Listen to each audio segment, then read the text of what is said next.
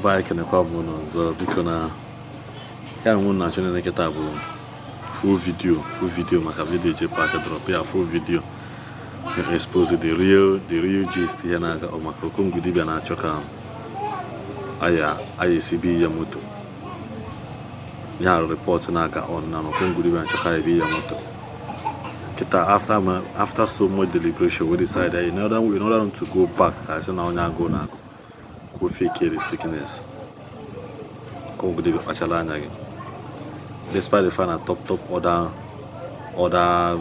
the dibia alụlụ teacher laka na mana ha chọrọ ka okwu agba na you will not tell me no coincidence but now oga in the same club ndo Ayaya na Nando they made video yesterday night calling Okongwu dibia should go and apologize even not if he had one and again ya the channel higher me ewu me bin because the same thing GCN Gaddafi and Ayaya na Nando the list out because OJCN made that video Ayaya na Nando because the same thing list kwa onya oil list kwa the thing out na ewu ọkụkọ ji na efi ya dokwana in order to just to appease because so what a coincidence if you connect all the dots together man I ha na love guy Okongwu dibia ebela ya no ine be ya bia like by time o bia like e no dia mana bi ka chon kuna na full video ka dey pack we analyze and go score well drop a receipt and some evidences concerning the faking of sickness of Okongwu dibia meaning na agbagale bo no maka moto ka na agbagale half ọ na anya moto ji moto aga ebe ene na video na na chat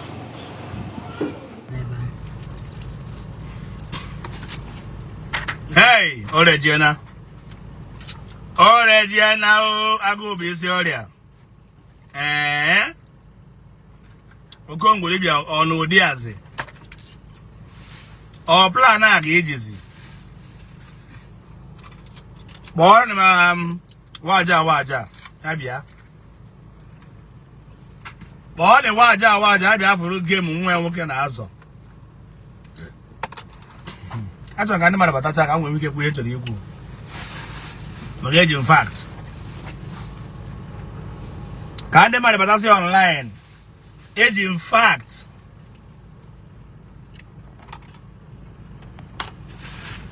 na nke ikpeazụ a Okongwu dibia geenụ m ntị na ọmụ bụ Facebook FBI eji voice note jide evidence emere plan out with JCN a very wicked and evil man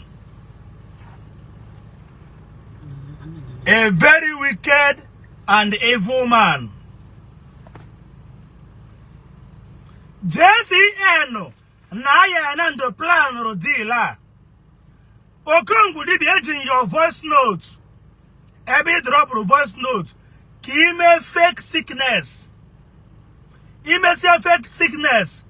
ka Ayaya na Nando ka ije na nke Ayaya na Nando ka ije ebe asekpuru ara ka ekpere ka ndị mmadụ wee nwee ike after 2 days ka ịnachi ka ibezie kwuo na arụsị hapụ na gị ka nji gị number 1 Ayaya na Nando tụrụ gị na arụsị ahụ ọ tụrụ gị bụ fake tụsịa gị ndị mmadụ wụsị ya ọnụ after 2 days Ayaya na Nando bịakwa na ire gbara ịtọ mesasịa ife ndị ahụ o mere ka onye na-egwu na ya shut up your mouth when men are talking you kid shut up what do you know now we get internet anyị ji internet a n'aka anyị chọrọ ịmara afa nna gị gịwa bụ Peter Paul Michael nchọrọ ịgbara be gị na be nna gị na etu family gị dị now mpost o picture gị na-agata ịgba data ga-agba na my file ọ na-asị m na lie shut up I'm talking ọ na-asị m na lie shut up let me talk stop making noise get out from here iyi oversized shoe and then in the fake account useless idiot close your mouth ewu you can only type with your data you cannot touch me if you this exposition no amount of insult you get in on me this evening that will make me not to expose them. Agent voice note uno. Number 1, JCN we mee meeting ha hiri nne we mee meeting a agwara m unu unless unu ya deactivate Facebook account unu from A to Z man unu adigo free n'aka aje park. But as long as unu can nwere Facebook account na post ọrụ unu na-arụ mụnwa bụ J Park aka Facebook FBI ka na-eji ụtarị koboko ndị nsọ na-egbu ọsụ n'azụ. JCN Igwe Ayaya Nando ha dị mmadụ ịtọ mere meeting a nrụta afọ ya nke ọzọ mgbe unu ha dị mmadụ ịtọ mere meeting a. The topic of this meeting bụ na ka amara ka Ayaya esi na cheta back to his position maka na Ayaya na anụ nwaanyị ịtọ na na-ege ntị. Ayaya na anụ nwaanyị ịtọ jide ụmụazị ọtụtụ ụmụaka ndị nọ na secondary school ma ndị bago university ego a na-eme expenses dị too much and ọ bụrụ ozugbo moto na ahụ ji mara Ayaya Nando o nweburu ka ọ dị ụfọdụ ere na eji akwụ bills. Onwezi ndị na-agba afa na nke Ayaya Nando for past 3 months. Onwebụ bịara gba afa bịa kwuo sị na ka ajụ ese na ụzọ ma adịkwa ọcha ka ọ nọdịrị ọcha. Onwebe single ego ọbụla ịfụrụ Ayaya Nando na-eri today na occasion bụ ego atụrụ ego club.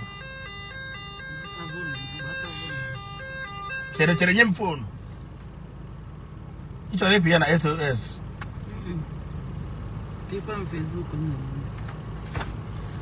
Ego ọbụla Ayaya Nando na-eri bụ ego atụrụ n'ụtụ. Ọ bụ ụta ka atụrụ ya bụ ego ọbụla atụrụ. Ego ọbụla efere ejije okechọn bụ ego atụghị atụ. Ọ bụghị ego taa.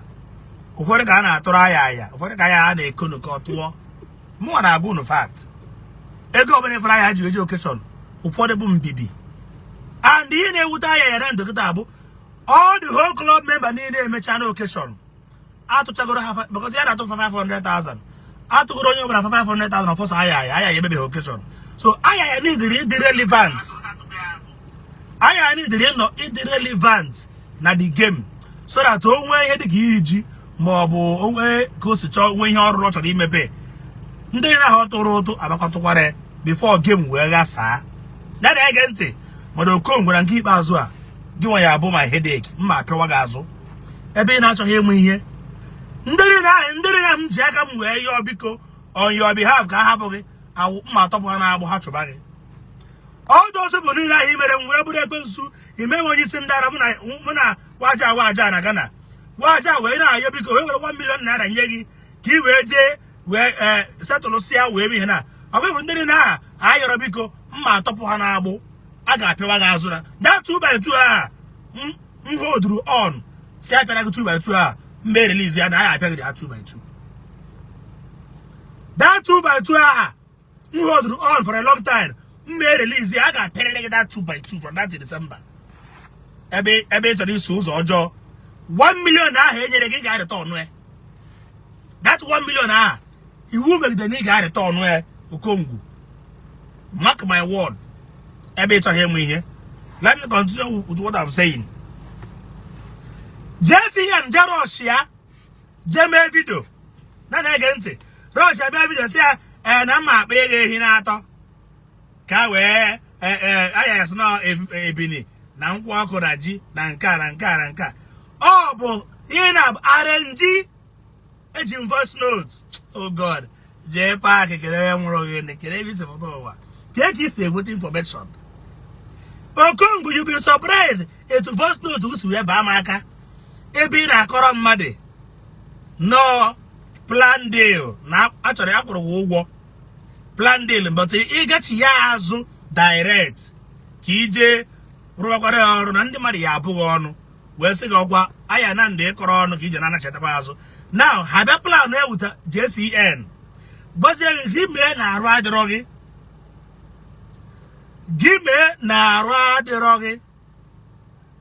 then imezi na arụ adịrọ gị in 2-3 days na-ebecha na Facebook na arụ adịrọ gị na adịrọ. Now their agent ndị Facebook keypad warriors gara ataipụsị na-ekwu na arụsị na achụgharị Okongwu dibịa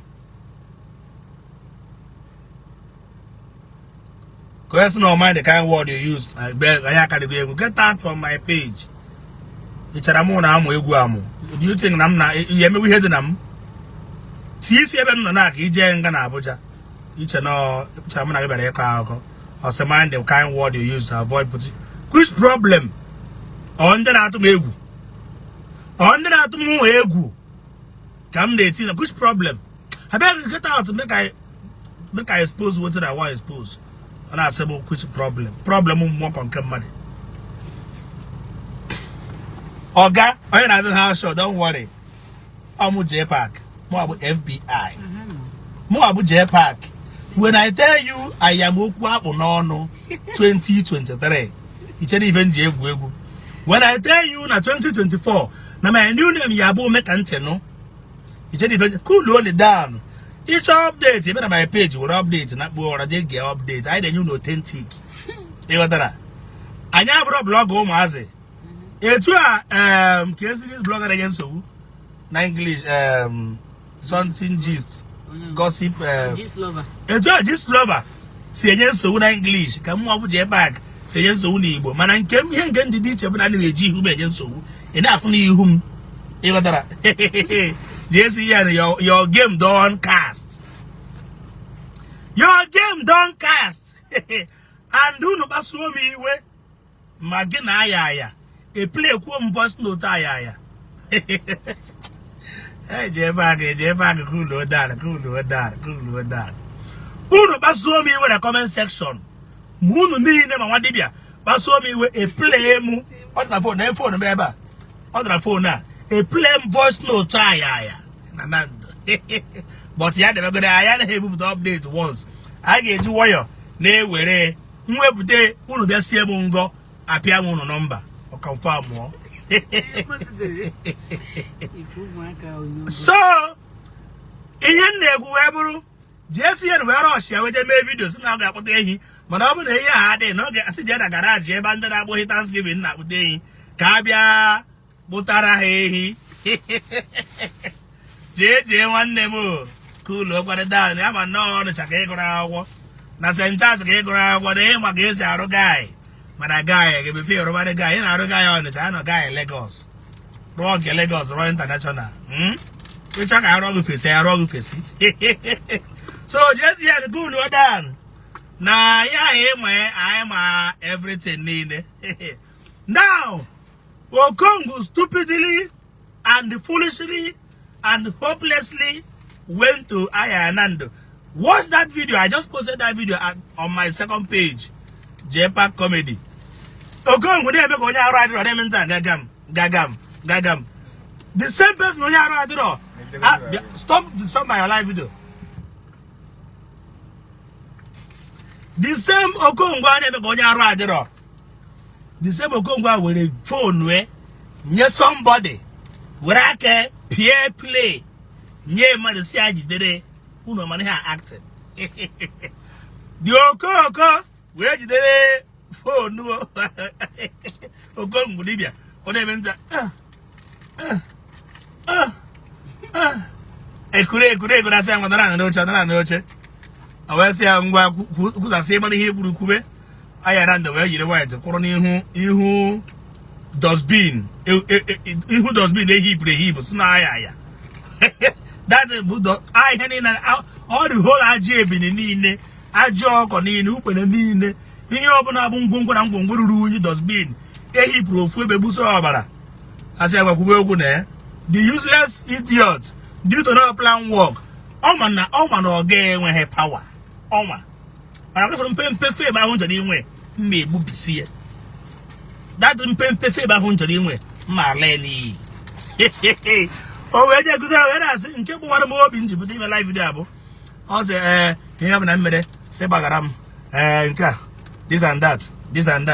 Nka. Kuda. Now the mother na acquire Mary. Now the man they push you. See, I jam enka. None the man they push you. I jam enka. Can you push you? Okongwu. Kedunde ne push you. DJ Koto Gagi. Were you not the one who put away water? Chaka one hair war. Okongwu dibia, I'm asking you. Now, can go see ejim information and ejim kosi ejim number nabia. Do you know that the same Ogaga Abu Ayaya Nando but a man on the phone and the age of voice notes where na go see na since ya Okongwu ji we bido kube na ahwa de here na ndị mmadụ akpọbago na phone na ndị mmadụ ebego gbaba afa una afuru game Ayaya Nando we go so na ndị na bido gbaba na phone even though when I said na ha na egwu na adosa na ha ma na arosa Ayaya na arụ ọrụ because of gini Okongwu dey about the perfect person na ga-eje smooth to the walk back. They came to me, I reject, I decline. Yes. Ngwana babu na ego no perempe. Ego they make you na ha ku me and they need the ego di. Need the ego no. Ego they make every day. Una ma ku me. I am off and in see jide na ego no na ha ku. Yeah, I was standing of my image. I cannot stand my image. So they went back to Oyago Okongwu. And you 1 million or year under 1 week. While you in a hotel, where I crowd. Ejebuzie. Hana zio Okongwu ka hajano. Hana eje design no. Can no pim na Facebook. Ka voice note unu chani na 1 hour. I try me play na. Because when play that na jet bag, you don't keep taking it. Hey, when I buy to walk it now, I just want to get it. Can you pim from JCN? Okongwu dibia. Mobile Nando. Pim can you know? Jet bag, stop deceiving some of our people. Also innocent. It would have put your face if truly you are a man.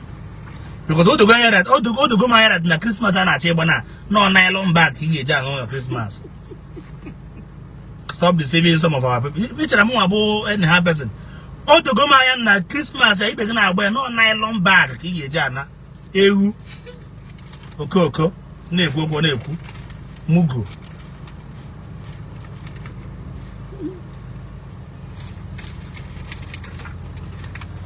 So, I will not play the first note. Nandam. Peter. Michael, I don't may play here now.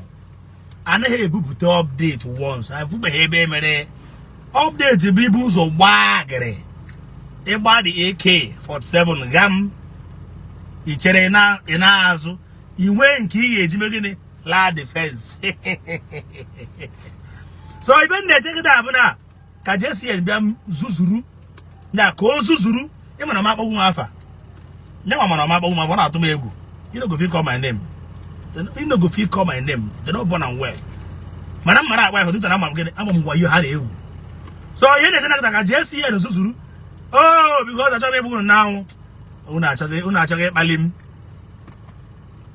Jesse here is so quiet because Mubia can mend the Ayaya Nando na police station. Abi mu here. It mudom, eh? Ungoso he ya bia kurumiri na nkuno ngo. Unu dom unguso ye kurumiri na nkuno bia wafa again. Oh, unu jam mere ndabu. Je ba ka talk about it, no go fit talk about it. Onye di ya ma he kuma ke. Onye di ya ma he kuma ke. Jesi ya no pin no no ge. No pin no no ge. Unguso ya gbafara ke again. Unu challenge no pin ma ge Okongwu a. Ihe mbeme expose unwuzo ya be gbafa even unu gara ya biko ga mmadụ be gbafa free ndị mmadụ ajụ na ha gbafa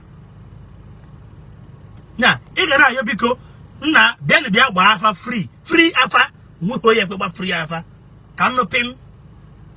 Don't let me just be a man, let me just be a man and comport myself ka dị ka ị na-ebupụta nwoke ibe gị na ya boss secret na anwụ mana ya njipụta live video ka ngwu na ihe na ha ya Nando na-eme.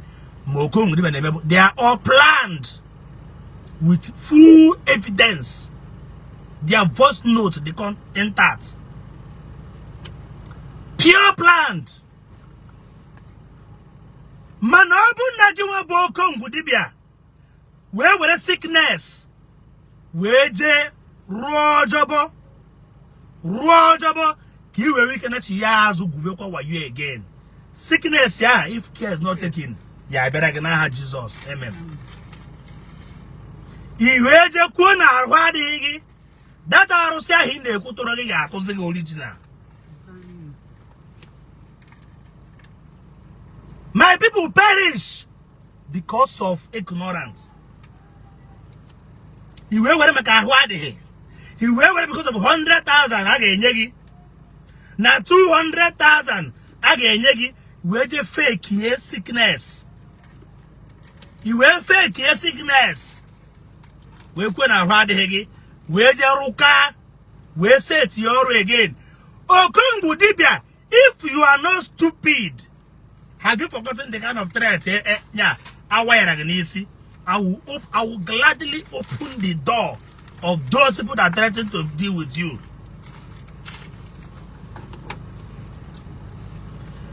I will gladly open the door. When I say they will come and take his car, their car back. What about unless na rapture emere.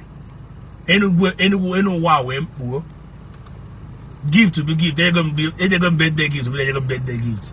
Adaha na give yeah or did they possible no why Jesus ma me jude on kue. So there we are not coming to that aspect.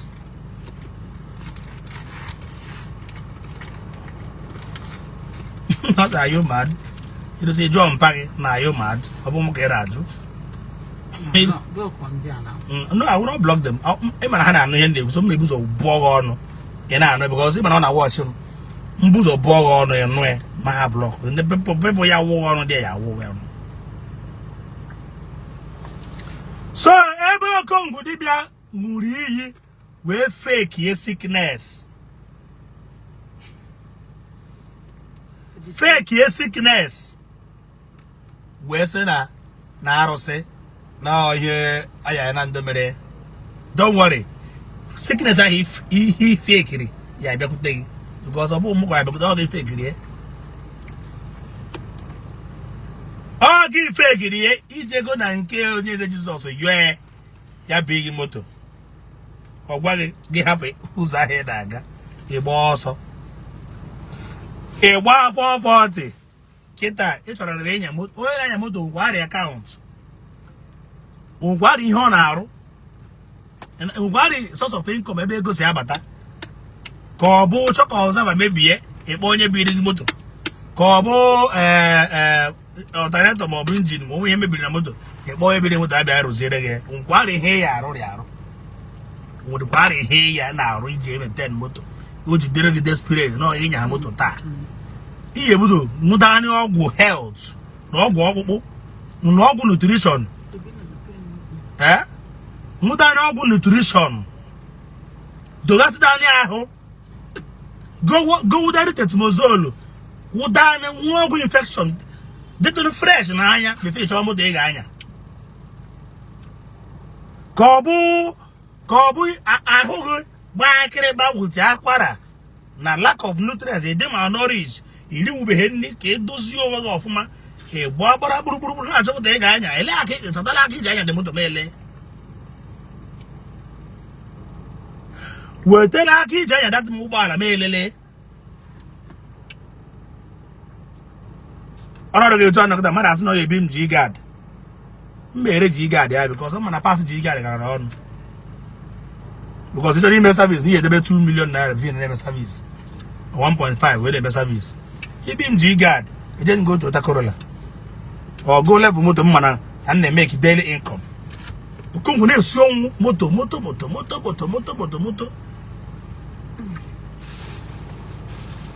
Hey!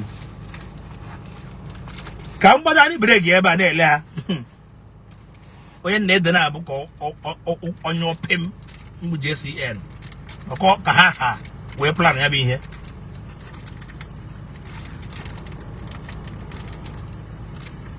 JCN, you're a shameless man, Ezioku.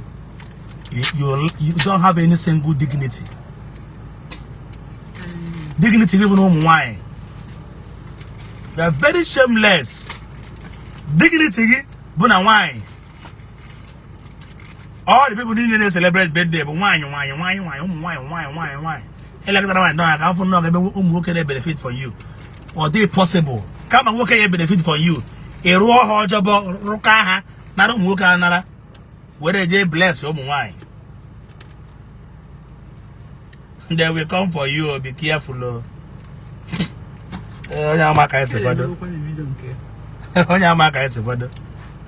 Don't worry.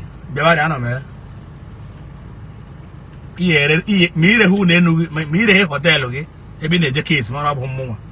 Yeah, mire head at your house. Ire who no, Jide Genaka, where Jebe case, like a more. One of them more Park. They are coming for me. Don't worry, come. Me make sure that Onoga hit it for sale, Ray. Jide Genaka, when I the case more. Even a Yogu. Also, they are coming for you. Bear for me, I will make sure need the run for sale. Ray, you did the money naka, a baby case more. Like a matter ya 1 naira. Man, they go yagu. Matter ya 1 naira, they go yagu film. What the go man at them with some bingos call themselves youth, senseless youth. When they see something going wrong, that is why we are ready to buy lazy youth. Example of that lazy youth about this guy. But also Dakar Junior. Can't whatever you see they can hear epilepsy name. Eh? Also Dakar Junior. I have also an example of lazy youth. In our Bamumba, Egu. Mana again that my blog because blog here my or my is useful. Or let's say log her out.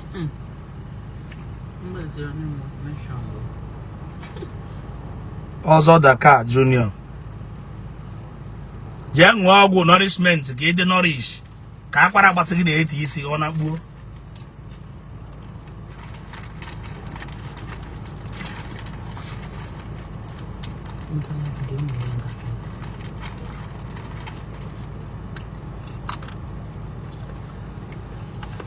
Nani generation okay iya buta if only have that danger you know when they say when yeah danger somebody say mind your business in unjust community silence is a crime everybody mind their business into it he gonna be the hero into about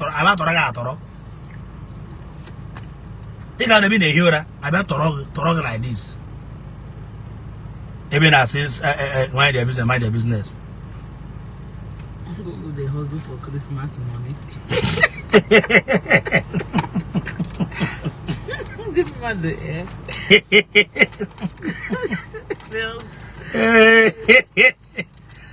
Hey! Aro. Just obere checking here, checking about say adobosi. Give you na bagara. No jara me na bu. Man nonsense. Kailele. Unu for somebody. I na putara do unu I na putara.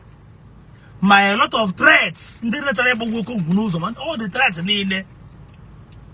I jaka in with the phone. Na akpọ phone. Na yo habiko. Waja na yo habiko. Don't worry. Waja ye me video now. Ko ogun ko bi ede. Na akpọ phone na yo biko. Pinyogo do ko Okongwu na shock for complete 7 good days. Somebody taking a hotel. And since you put away around to be that kind of 5-star hotel in your life, just because now they doesn't do somebody will pop a in a hotel for 5, 6, 7 days.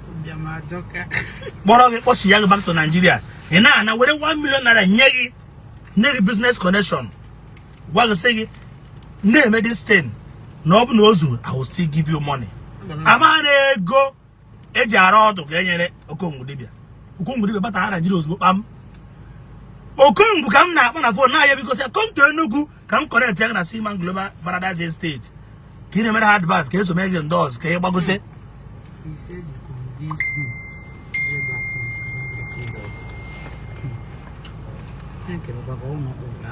Oh yeah, that mama. Okongwu. Ndị mmadụ sị he called your name, he mentioned your name. Which one you talking? Ọkpọ ọnụ m afọ na-eme na ọ ya agba ọsọ na Anambra steeti. Maka mba enye ọsọ. No, you never. Yeah, but I'm just for that. Better go be annoying. The Okongwu had my because I did good that time.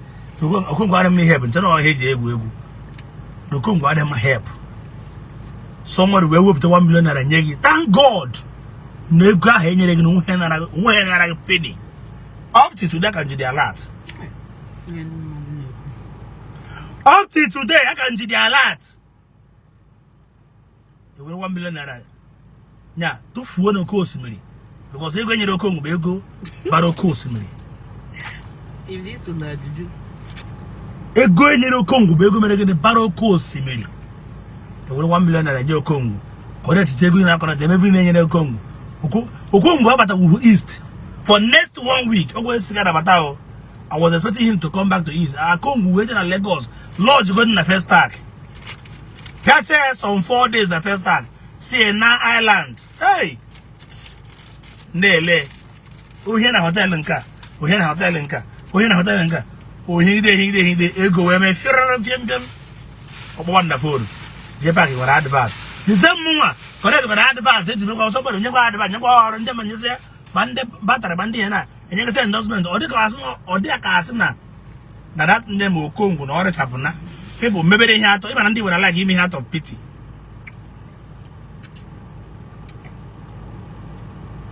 Ayaya said you are not forgiven. Ma doegaji. Ha on apuara. He mentioned him. Oh mo ya say I forgive beheme. Oh mo. I told them you could self. I bring everything I could have public. Ya go say me video can to voice here ni ro.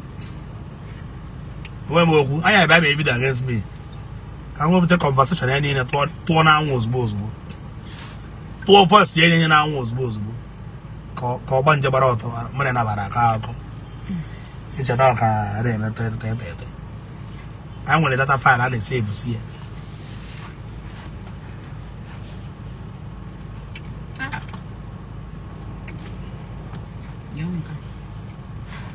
e ja go su e kuku ka kugarigide o magide ga mma magide amazu chacha. Don't worry, I wish you good luck in whatever you endeavor. But let's see how it goes. Day one. Kaile lekene fwaya bi he suwega. Au revoir. I'm going to next video. No one what the video. Kabalo just subscribe or like. Subscribe to the notification. The channel with the notification bell when I take video from. Catch us in my will be cool. Drop a comment again. Na comment say like this video. Mamna. Uno bomba like man. Na like ba. Na subscribe ko na follow pa na Facebook ko na Igbo Channels TV. No ya Ili Igbo ni nem. Onye ọbụla wepụ aka na ajụ ya maka na onye Jesus say achọghị m ọdị ha kwesịrị ya na phone ka plan na ya plan because it has been there. No Okongwu bịa jogojo ya onye Jesus moto onye Jesus say aka chitugoro. Kedu decide is that what ya in the videos mana. Oya aki aka na ahụ. You should just pray for his life. Ndị ewere kwa na ndụ ya. Okay. Ọ dị n'mgbe ọzọ.